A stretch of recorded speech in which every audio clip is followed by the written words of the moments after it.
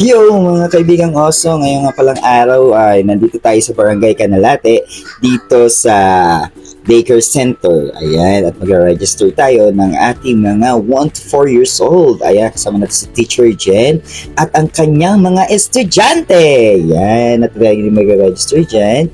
Ang 1 to 4 years old po ay nire-register na rin po. Ang pinakamabata po ay 1 year old. Ang kailangan lamang po dalhin nila ang kanilang mga birth certificate original copy at ang national ID ng kanilang mga magulang. Ayan po, una natin registrant, yan yung batang yan. At syempre, pag mga bata, ina-assist po yan. Yan. Kasama natin sa nag-assist si Ma'am Marge yan, sa mga kanilang mga magulang.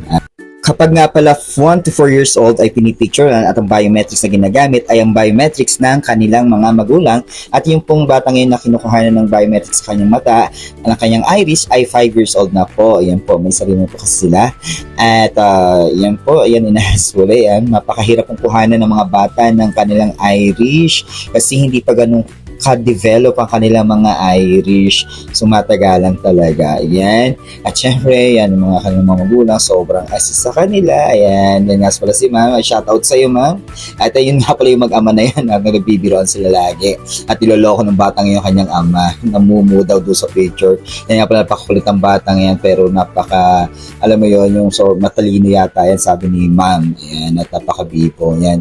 At sinasabi nga niya sa akin, last na ba yan? At siya na nga yung huling ni-register. Yan lamang po at maraming salamat. Stay tuned for more videos. Follow me on Facebook, YouTube, and TikTok. Yan lamang po. Bye-bye!